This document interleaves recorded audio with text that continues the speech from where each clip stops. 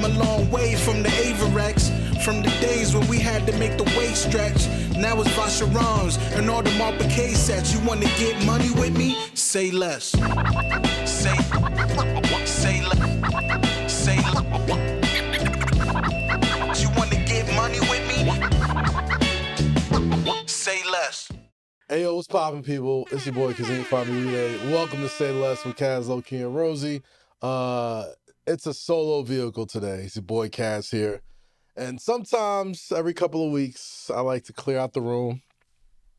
I like to get everybody out of here. And I like to get my pure, unfiltered thoughts on everything. And I think, this is a great way to sort of bounce back and forth with the folks that support this show. I mean, anybody who watched me on 7 p.m. or Ringer or anything like that, I appreciate all that. But it's always important to stay right here and make sure the main thing is the main thing. So welcome to Say Less with Kaz. And this is just Kaz's thoughts on everything going on out there. I think first off, I want to let you know we are taping on Friday, May 30th. So as you can see by my shirt right here, you know what I mean? The playoffs are continuing. That may be different by the time you hear this. It's almost certain that it'll be different by the time you hear this. But I will say, man, shout out to the Knicks for not going out like some chumps, all right? Like, could have been very, very easy to pack it in after Game 5.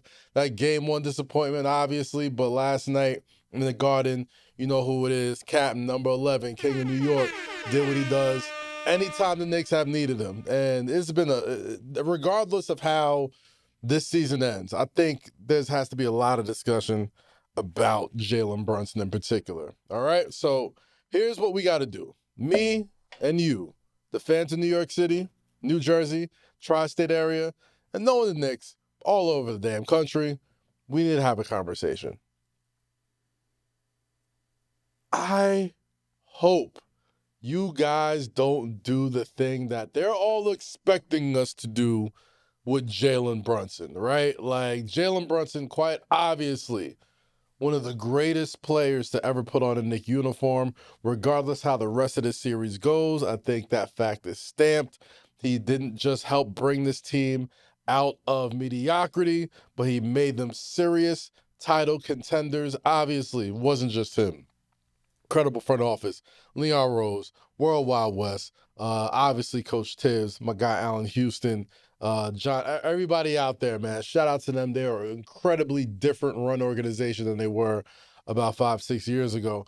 But what I mean by don't do the thing that everybody's expecting you to do, don't do the thing where you make it so obvious why superstars refuse to come play for New York City. You may not be old enough to remember this if you're listening to this show, but I certainly am. I remember there was a time between the mid-2000s up until right about, probably even before that, where the stigma about being a star in New York City is that it just ain't worth it. And eventually it'll come down on you. And eventually this city becomes too unbearable. And eventually it's just not as fun. The best of Knicks that have come through this city have said this. Carmelo Anthony has been quoted as saying he loves New York, but you don't love New York if you don't ever catch yourself saying, fuck New York every single time now. Julius Randle, just recently, when asked about his time playing in New York, obviously, he said it wasn't the most fun experience at times, especially when it came to the way people got on him. And trust me, as somebody who had a front row seat to the way Julius Randle was treated by New York City and this fan base, he's not entirely wrong. He got a lot of flack, a lot of crap dealing with New York City, even though he was absolutely sensational when he was in New York. Knicks just had a little bit of, drawbacks during the playoffs. But you try and have a deep playoff for Frank Ntilikina and Nerlens Noel and Alex Burks and all these guys and young R.J. Barrett and end of the road Derrick Rose. You try and do that, all right? Julius Randle did what he had to do. Trae Young took advantage. It is what it is. He got a stigma of not being a great playoff riser. Don't do the thing they're expecting us to do. If somehow the New York Knicks do not win Game 6, or they win Game 6 and they do not win Game 7, and he has a bad game, or something happens where he cost them the game, or anything like that, I am begging New Yorkers and Knicks fans in particular to don't do the thing where we blame everything on him. Don't do the thing that the entire nation is expecting you to do if the Knicks do not make it to the NBA Finals. Do not turn on Jalen Brunson. Don't do it. Here's many reasons. One, you got to understand, the way this team is formatted, this is their first crack at least 4 tries, right? The fact that they even got here this far with 2 games away from the NBA Finals, they are ahead of schedule by any and all metrics, but got to take advantage of it. Can't just guarantee that you're going to be there every year. Understand that. But looking at the numbers, looking at everything that he's done as far as putting him in the same breath as LeBron James, Michael Jordan, Kobe Bryant, Stephen Curry, like the greatest of playoff performers, Jalen Brunson is in that class. Whatever happens, I am recording this episode completely blindly. Whatever happens in Game 6 and possibly Game 7, I swear to you, if I open up a newspaper or I listen to the radio or I see something from a media member in this city disparaging what is, in all accounts, an NBA godsend to this city, I will lose my mind. It almost started early. Right before Game 5, there was some wonky numbers coming out talking about plus minuses and how the Knicks look like when Jalen Brunson isn't on the court. And there's an argument to be made that they're maybe not as good with Jalen Brunson on the court, and maybe Cat needs to do that. All that man did is drop another 30-point game in the playoffs, putting him in the same, it's 10th 30-point game of these playoffs. There are some incredible basketball players alive right now in their prime that have not given you 10 30-point playoff games cumulatively, period. He's done 10 of these in this just one playoff run, passing his record of last year when he had 8 30-point games in the last playoff run. This is my plea to Knicks fans everywhere. I know we're passionate. I know we got to show we care. I know we got to show how much smarter and more intuitive of a fan than we are from other teams. I get all of that. Do you want to really prove that you're smarter and not like these hooligan fans in other cities and everything that everybody expects you to be?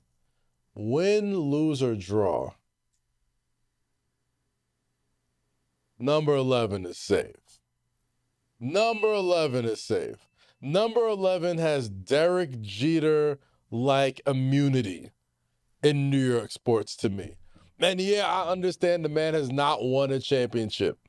But if you look at where this franchise was and where it is now, and let's be honest, being the envy of fan bases around the NBA. Oh, you're celebrating, so you're only celebrating the second round. Oh my God, you're celebrating one win. That's what you do? Yeah, that's what we do. That's what we do here in New York City. All right, like how miserable of a fan experience must you have when you could only celebrate a championship? You think that's a flex? Just being able to be like, oh, we only celebrate championships here. Nah, son.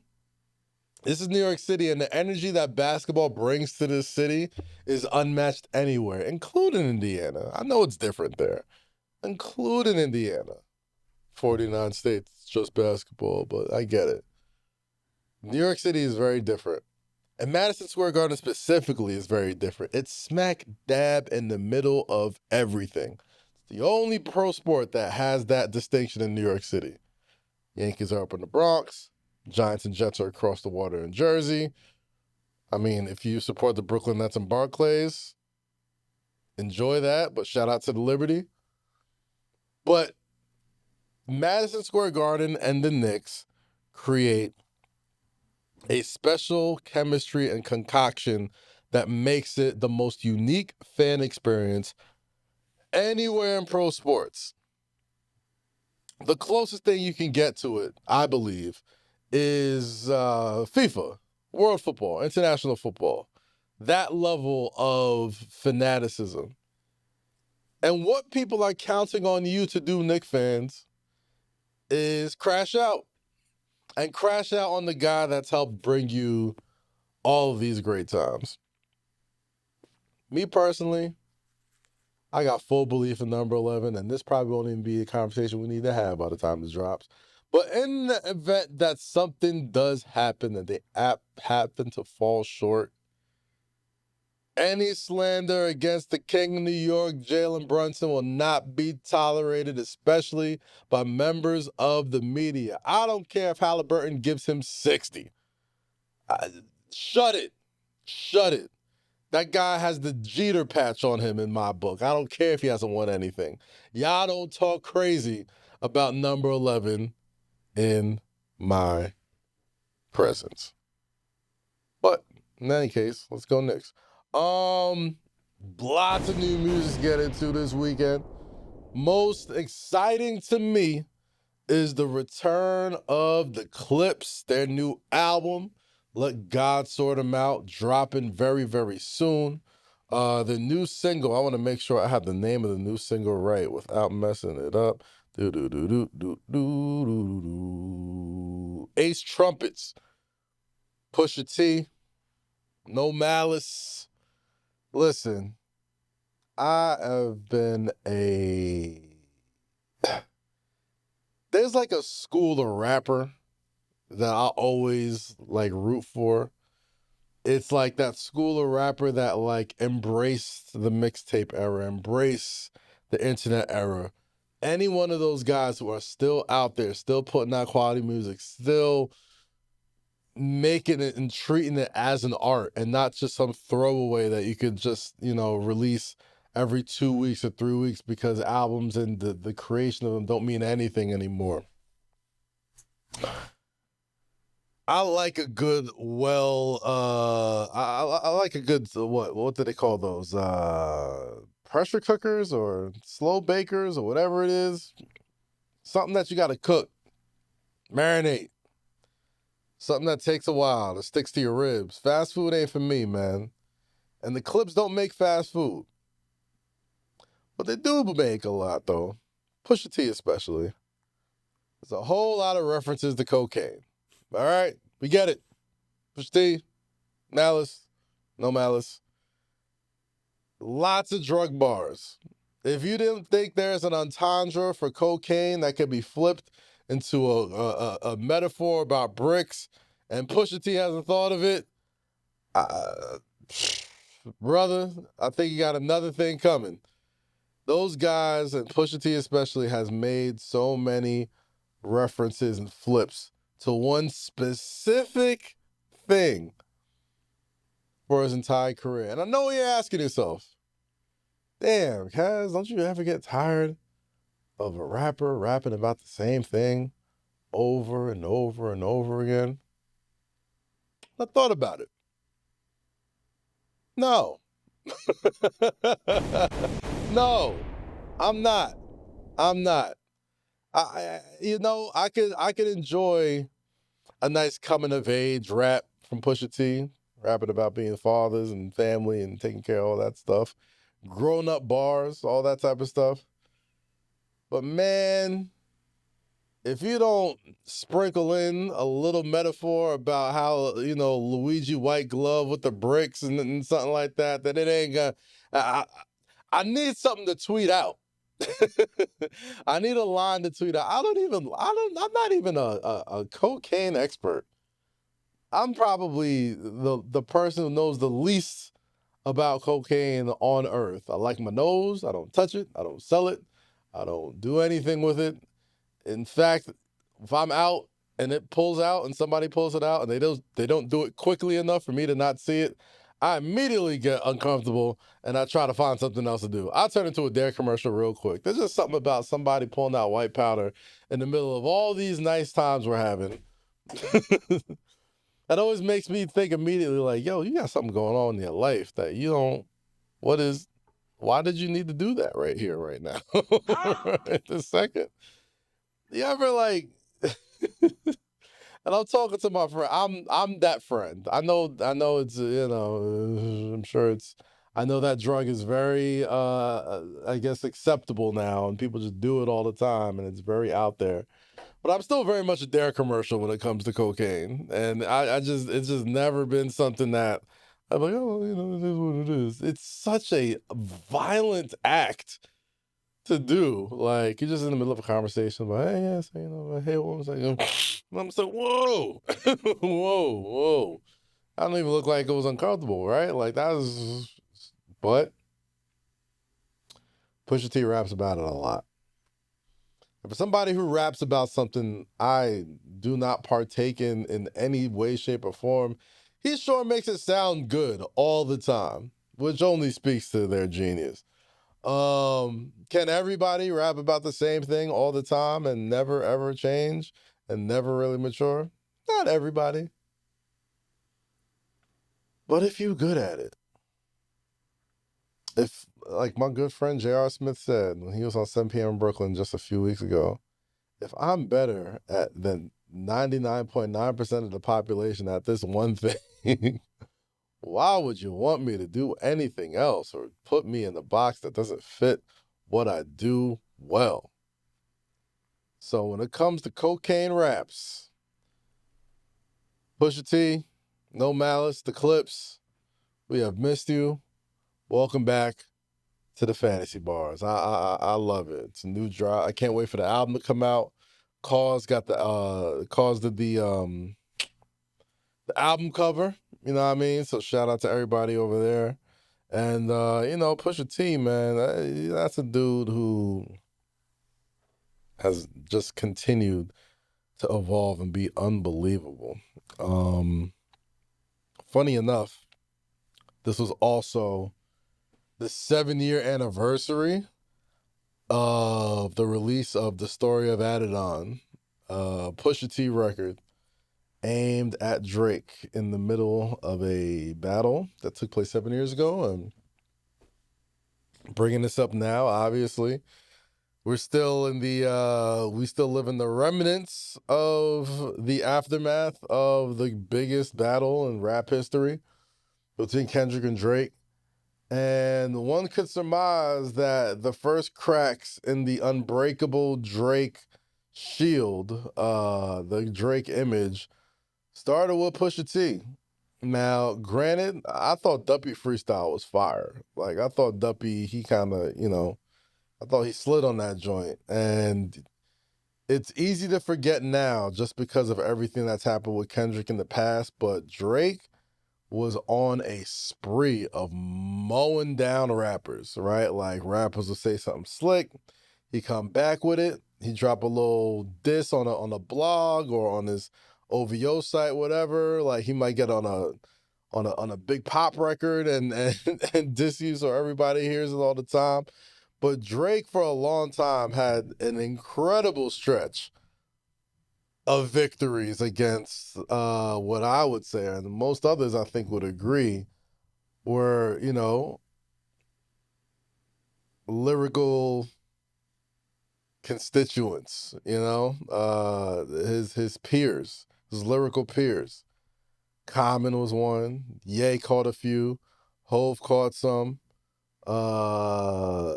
and Meek obviously caught some. But I think Pusha T was like the first one that,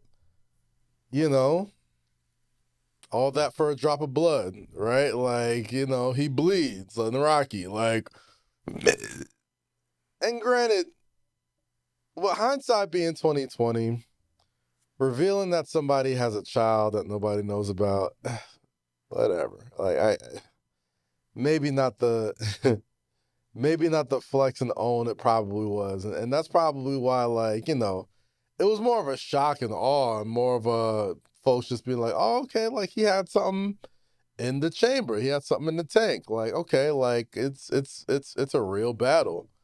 I think people would probably say Pusha T won that battle, but it didn't really harm Drake's momentum, right? Like, Drake was still the biggest dude on the planet.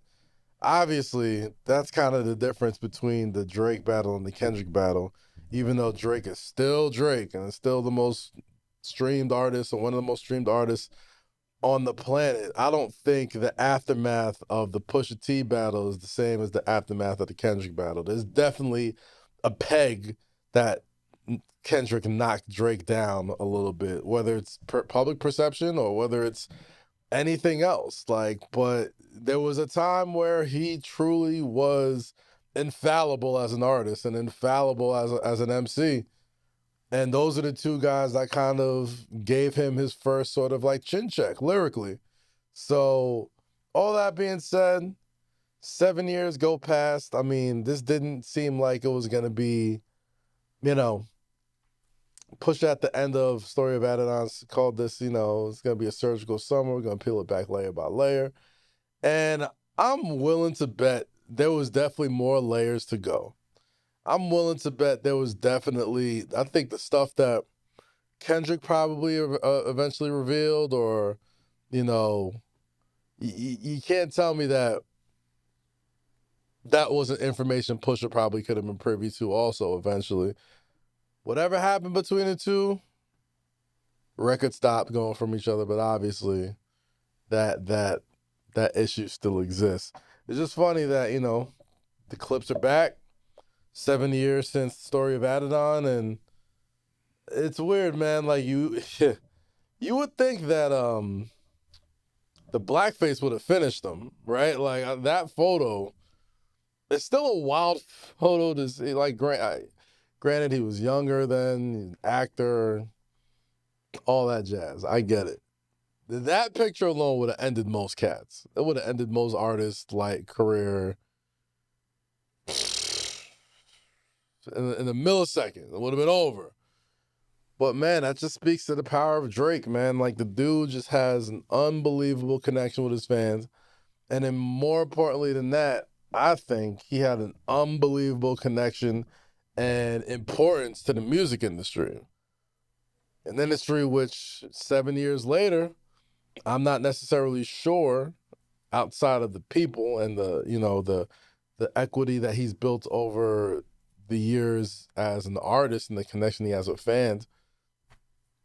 It's funny enough, that same industry that invested so much into making Drake infallible is now kind of like, he's kind of in a weird way the outcast, kind of a weird way, trying to get him out of here. Like, there's definitely been concerted efforts to knock him down a peg. I don't think that's a crazy controversial thing to say. Like, I kind of feel like, when you're putting that much effort into posters and Super Bowl commercials and Super Bowl performances and tour and all that type of stuff, I'm like, yeah, this seems like a concerted effort to bring down a guy who was at the top for a long time. So one could argue that whole cycle starts 7 years ago with Pusha T. So I'm sure Pusha T and Kendrick will be on this album together, on the new Clipse album that God sorted them out.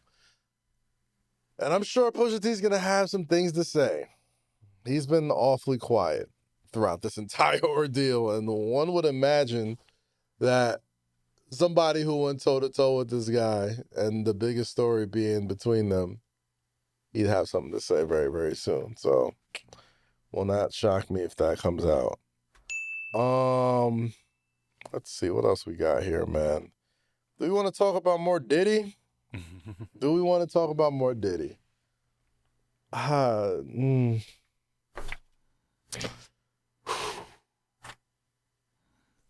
This nigga's like a cartoon villain. Like, everything I hear, everything I've watched, everything that's come out in testimony, everything that his co-workers has said, his employees, his people that have taken a stand, his artists. This man has, I don't know if he has a redeeming quality about him. I don't. I mean, since the beginning of Puff, The only thing you ever heard about him outside of just being Puff Daddy, this incredibly successful cat, you'd always hear these stories about just how he would do his artists wrong. Like, I remember hearing the stories about the Locks trying to get out of deals and Faith trying to get out of deals. And you would think that, like, those would be, like, the worst parts of it. Industry shady, need to be taken over. That, I assume that would be the worst we'd hear of it. But the stories of, like, physical violence that so many people knew and were privy to. And I don't want to be one of those guys that are just like, whoa, why didn't you say something? Like, I understand a person in power like that. It's probably not the easiest thing to do when you're just trying to put food on your table, but, you know, somebody else is suffering. We shouldn't, I want to make sure that, like, as these stories come out, like, we place the proper blame where it should be. Right? Like, I see a lot of talk about, like, oh, all these people knew what was going on. How come there was somebody didn't stop it? Da, da, da, da, da. Let's not forget, the person who did this shit is the person who should be taking accountability for all of it. Everybody that you're going to see talk about this thing are products of the environment that he created to foster a world where he got away with this for so long, right? Money is obviously a thing. Power is obviously a thing. Influence, fame, like all of the stereotypical stories about the music industry that we've seen as satire over the years. Think about it. South Park, Family Guy, Chappelle Show, like every hilarious these movies, like every hilarious, like Get Him to the Greek, where Puffy's actually playing himself. All these like snapshots of pop culture about crazy like label bosses and like just evil like empire. All these things, like they're all based on this dude. It's a real life. This is real life. Like, how many times did you watch Empire when Empire was fire? And you'd be like, man, this dude Lucius, this is some crazy stuff. That would never really happen in real life, would it? But wouldn't you know? You know what I mean? Like, when you were talking about, now I'm thinking about like South Park episodes where Puffy's like, vote or die, motherfucker. And we all think it's a joke, but shit, South Park is as close to Hollywood. South Park and Family Guy, nobody hides the truth in plain sight more than those two cartoons. Like, they will show you, like, they will say the quiet part out loud. Like, any inside Hollywood joke or a dark inside Hollywood humor about something that we either got to Google or isn't the most common knowledge, they'll talk about it. Hell, they'll make whole episodes about it. They'll make songs about the shit. And it's like, for so long, every portrayal of like rap impresario or like rap mogul, all this type of stuff, like they've all been based on this guy. And every character, whether it was actually him or based off of him, always had this dark, outside of being mega successful and making tons of money and having incredibly talent for ear and entertainment, all that type of stuff, there's always been like the backstory of like how he had people killed, or like he beats people up, or like he moves like a criminal, like all these type of things that they would write into these shows and into these movies. And we're all finding out like, oh, this is really how he was moving. This is real life. Insane to think about. Insane to think about. And I just feel bad for as much as okay. In addition to how much I feel bad for the victims, for Cassie, the employees who felt like they were under intense scrutiny and you know, people like, these weird like kidnapping things, going to their house, and like all this type of wild stories that we hear now.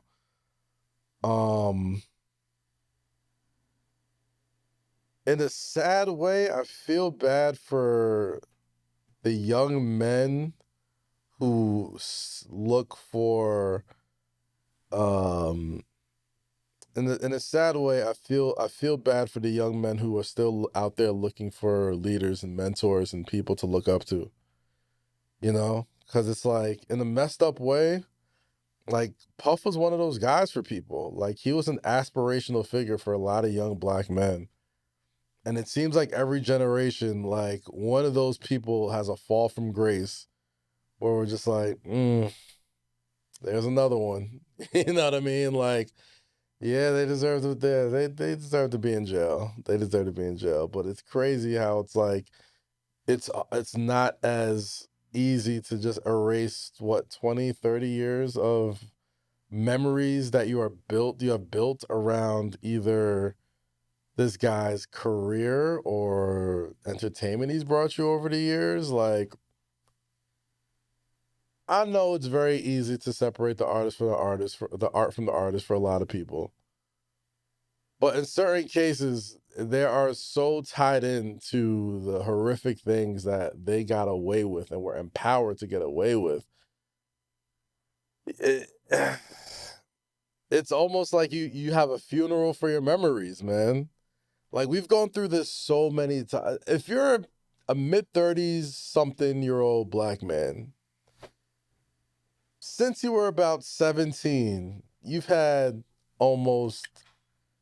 so many of the Black male figures you looked up to, whether it be on TV or whatever, all having a fall from grace. And I don't know if that's just, well, people are human, people make mistakes. Maybe we as a people need to be a little bit more forgiving and you know, look for even these great men to have these complicated lives and to forgive them, which I'm not I'm not really with. But I think on the other hand, it's like, well, damn, like, what is it? What is it about like massive success and power and money and influence that we're all almost always just sitting there waiting for the other foot to drop? We're almost always just sitting there waiting for it to be like, something. I'm gonna turn on my phone and look at TMZ and see a headline or something crazy, and it's just not even gonna shock you. How many times? And I think all that goes to say you shouldn't look up to these people. Your role models, your heroes. I could say it now, growing up, how silly it was for me as a teenager or a young adult to idolize another man that I don't even know, that is just like on my TV, and I just see their flashiest, shiniest, sparkliest moments and think, that's life all the time. That's something to strive for. It's silly. Your real role models are the people in your life every day. The real role models are your parents and your teachers and your coaches and the folks that breathe life into you every day. Like, those are your real role models. Those are the people that you really need to pattern your life and help, really shape you as a human being. There's a ton of false idols out there, man. And that's why they're called false idols. It's sad to watch, but it's even sadder to come to that realization that, like, yeah, like, pieces of shit really do exist like that, And I'm sure there are plenty of people out there that have incredible, wonderful experiences with folks who have used their money, power, and influence to really harm others. And I'm sure their experiences are quite different than the ones that we're hearing about today or hearing about every time in the news. But none of those are mutually exclusive anymore, man. Like, we live in a world where it's like, well, you want to you want to have trust that people are who they say they are. But then you have weeks like this, and it's going to be somebody else in a few weeks, right? There'll be somebody else in a few months. There'll be another high profile person. There's always somebody for us to go look at and be like, that's the person. That is the bad guy right now. Man, we just need to live better, bro. We just need to live better and not let, I know it's hard, it's easy for me to say, but it's not let people with money or influence like that influence you. Like, you got to be able to stand on your own too, and not let the fact that somebody has X amount of dollars carry you away from what's right. Just as a human, not even on no holier than thou stuff. Just as a like a basic human being. It's, I don't know. I just pray for everybody involved, man. Like, and I hate that it's just man. Well, we'll see what the courts decide, bro, because that shit is unbelievable. Look, dads don't always talk about what they're carrying. The pressure, the purpose, the how am I gonna provide and still be present kind of weight. But real ones, they carry it all and still make time to show love, crack jokes, and drop those back in my day stories that somehow always hit. Walmart sees that. This Father's Day, they're not just giving dads their flowers, they're shining a light on the growth, the grind, and the glory of fatherhood. Say less. Dad did that. This Father's Day, visit walmart.com/blackandunlimited and show up for the legends in your life. Life doesn't slow down. New cities, new fam, new challenges. That's why I rock with the Toyota Grand Highlander. Real space, 8 seats, adult size third row, and it still looks sharp with that nightshade edition. Gas hybrid or that hybrid max, power's there. All-wheel drive, you're good to go no matter what the road throws at you. The Grand Highlander moves with you. Hit up toyota.com/Grand Highlander. Toyota, let's go places. Guys, shit's on right now, yo. Shit's on right now, man. This past weekend, not only was my eyes taken away from basketball as far as the New York Knicks and the NBA playoffs, but tons of wrestling in Tampa and in Arizona. AEW's Double or Nothing went head to head with NXT Battleground, and at first seemed like, well, sometimes that's how the calendar goes, and competition is, hey, gonna go head to head. And as a fan, I personally love it. But then news starts to come out. 2300 Arena in Philadelphia. For the week-long residents there, WWE's booking a show a week before. All In, Texas, AEW's biggest show. Counter-programming with the Great American Bash. Evolution coming up same week. Seems like the WWE is making a concerted effort to counter-program or at least run shows the same day as AEW, the same weekends as AEW, treating AEW like real competition, making you, the fan, make a choice every time out. And selfishly, I like to focus on one show at a time. It's nice to have Raw Mondays, NXT Tuesdays, AEW Wednesdays, TNA Thursdays, SmackDown Fridays, Collision Saturdays. Like, nice to have a nice broken up days of wrestling TV. Low key, it's even nicer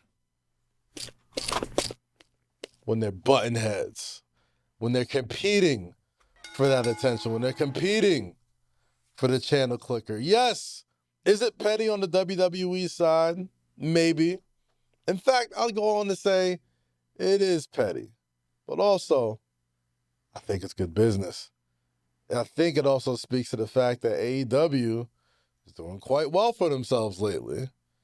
And if the buzz from AEW helps the buzz from NXT, and the buzz from NXT helps the buzz from AEW, and there's just certain mega fight nights, like what's coming up during the All In weekend and Great American Bash, like what just happened this past weekend with Battleground and Double or Nothing. Philadelphia, God bless y'all. Y'all about to have a week of AEW and NXT in that little 3,000 seat arena, formerly known as the ECW Arena in Philly, for a week straight. So I know y'all eating real good. But I'm sure as a promoter, somebody who's ever worked for a wrestling company, you probably feel some type of way. But I think at the same time, this is the best thing that can happen for AEW. This is the best thing that can happen for AEW. Granted, WWE, whatever you say about their current product post WrestleMania or even leading up to WrestleMania and the confusion that sort of left in a lot of people's eyes, you can see an opportunity where there's some probable disillusioned fans with the product right now. You can see the opportunity where there's some possible fans who feel like, man, let's see what else is on. And now is your opportunity to get back the momentum that you lost almost 3 years ago when you lost Cody, when you lost CM Punk, when you lost Jade Cargill. Off rip, you got to understand that company took a major hit. They didn't fall off completely, but, obviously the size in arenas changed post Cody, post Punk, post Jade. Not saying Jade was at the same level as Punk and Cody, but those are the three first big major defections that I think directly contributed to WWE's continued growth. And now I think AEW gives themselves a real chance to not just steal some viewers, but keep some viewers right now. There's nobody over there. There's nobody in AEW right now, I believe, that you're sitting there going, man, that guy's just waiting for his contract to run out to go to WWE. Like, there was a lot of people over there on that roster that was doing that. I think there's at least one more person on there that's waiting for his contract to come out, to run out and go to WWE. But the good thing about AEW right now is that it feels like everybody on that roster wants to be there. Feels like they want to be there. Not to say people don't want to be at WWE, but I think WWE's massive global appeal, and even if their shows ain't clicking like they was during the Bloodline era, they're still selling out every major show. They're still bringing in record buys. They're still, business is just as good as it was last year. Trust me. They still got to figure out what's going on at WrestleMania, but business is still good. I love the up-in-your-face competition with AEW. If their business plan this year was, we're going to try and take AEW out, as a fan, I'm excited. Not because I want AEW to go out of business. I don't want that. I think it presents a great opportunity for AEW to take some dubs back, get some wins back, get some momentum back. And not to say they don't have the momentum, but like, get the feeling you got this past Sunday when Double or Nothing was the show everyone was talking about. Yeah, folks were still hyped about Trick Williams winning the TNA Championship. That's a big moment. But Double or Nothing was the talk of the wrestling world. And I'm sure it would be hit the same way if it ran by itself unopposed. But it definitely kicked it up a notch, knowing that, like, this felt like the better show. It felt like the better show. But as a fan, just speaking as a fan, I love the face-to-face, head-to-head competition. I want to see that the diamonds that are made from the pressure of knowing that I have a choice to flip to your competition at any given moment of your big show. When I was going split screen at home, I had the Knicks on the big screen. I had Harley Cameron and Anna Jay on one screen, no, Mercedes Moné and Jamie Hayter on one screen, and then I had Sol Ruka and Kalani Jordan on the other screen. And I'm literally looking at that screenshot. I'm like, yo, this is the shot. Like, this is what the wrestling promoter, the wrestling company is fighting right now. What are you going to pick? What are you going to pick? And granted, thank God it's not the age of WCW and WWE and you had to flip channels and click and hit the last button to go back and forth. My greedy ass can watch it all at the same time. Laptop here, TV here, phone here. If your business plan, WWE, is to try and make squeeze AEW out of the second spot of the North American wrestling companies, if you're trying to make TNA as relevant as AEW to push AEW down a little bit more, I think that's a great plan if you're buying TNA. But two, if I own AEW, I have an incredible opportunity to be like, oh, that's what you think was gonna happen? Watch the show we put together. There's nothing you guys could do that could match what we can do when it comes to the show. And you know our fan base is rabid. So, hey man, it might be a little petty on WWE side, but I love it. More competition. Competition creates currency. Love it. More head-to-head shows. I hope Collision is on Mondays. I hope they move Collision to Monday nights. Go all in. Go all in, AEW. Fuck it. Like, just do it. At this point, you know what I mean? Like, you already have the numbers that you have. I wouldn't be supposed to thinking that, well, if we have our show on basic cable television, they got to join a Netflix and they got to jump back and forth and like, you might be able to steal some viewers. I don't know, but we'll see. We'll see. Very, very interesting times in the graps, man. I think this is gonna be how I wrap up today's episode with Say Less with Kaz. I guess I'll just have one last little soliloquy before we head up out of here, since I'm all by myself today. I always get lots of questions just about, like, you know, my career and what I do for a living and how I get myself into specific positions. And I think right now is specifically a interesting time as far as like creatives in the media industry and content creators. I'm not a typical content creator, right? Like, I don't stream, I don't do Twitch, you know, like I'm not an academics type streamer or whatever. Like, I got this platform, I got Mello's platform. I like to silo my interests. I like to create spaces for where I feel like I am comfortable in and let those spaces live where they live. I try my best to sort of like meld all those together when I have opportunities to, while I may be an example of that. But at the same time, like, all those silos all sort of help me to be the person that I am, this fully formed media professional and human being that I've been for a long time. So I'd say this, man, like, as far as like any advice that I would give to anybody out there, as far as like putting together a career, man, just know that this shit is such a slow burn, and knowing that you got to be able to move with where technology is moving or where your audience is moving. And it's very easy for me to say it from here because I've seen every iteration of the transformation of media and information. I came in through the magazine era, from magazine to print, print to online, online pivot to video, video pivot to podcast, podcast back to video. And it's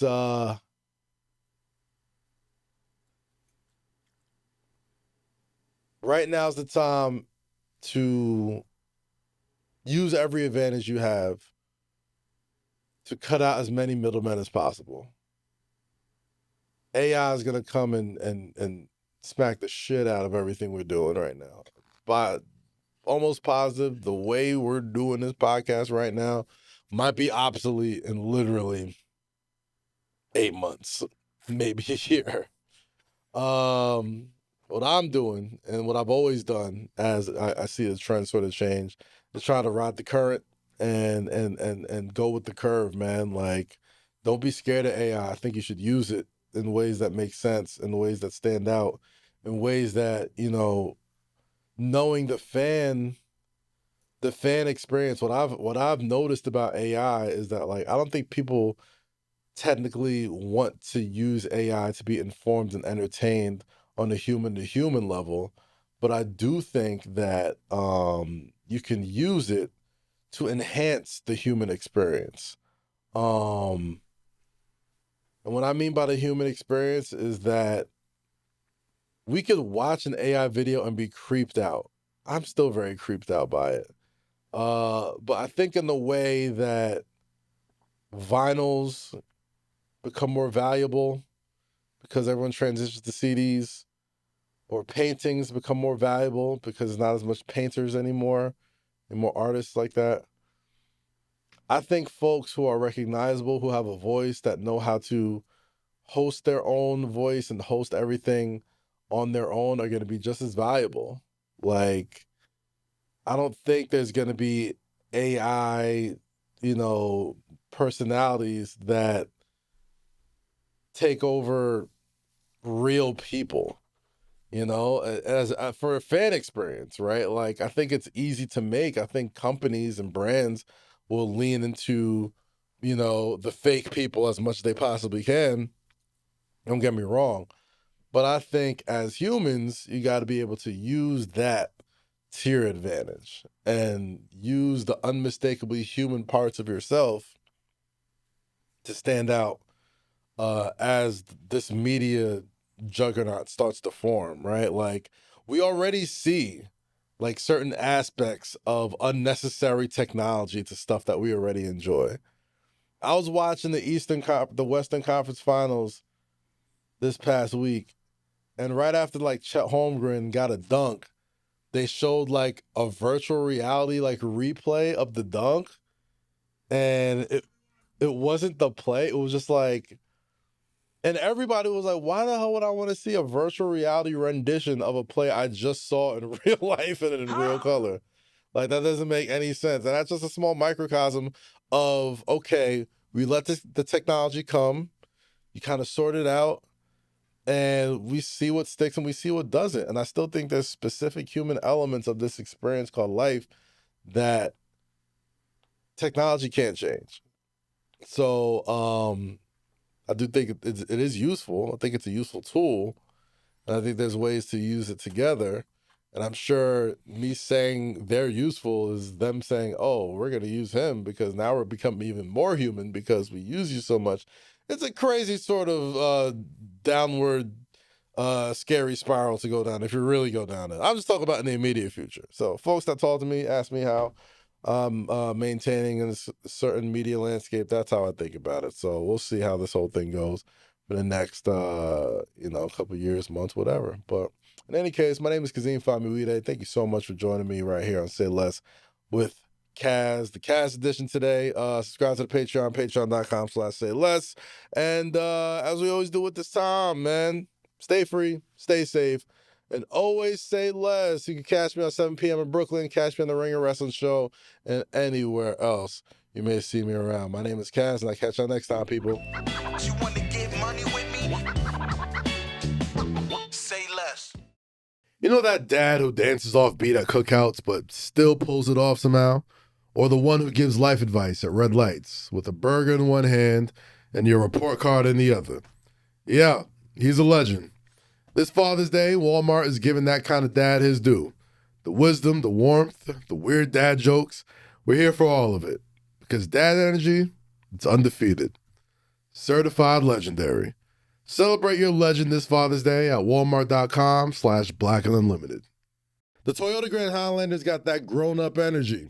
Room for the crew, premium interior, and that sleek nightshade edition, clean. Fold down the back and boom, 97 cubic feet of space, plus up to 5,000 pounds of towing and available all-wheel drive. You're ready for whatever. It's the SUV that shows up when life gets real. Check it at toyota.com/Grand Highlander. Toyota, let's go places.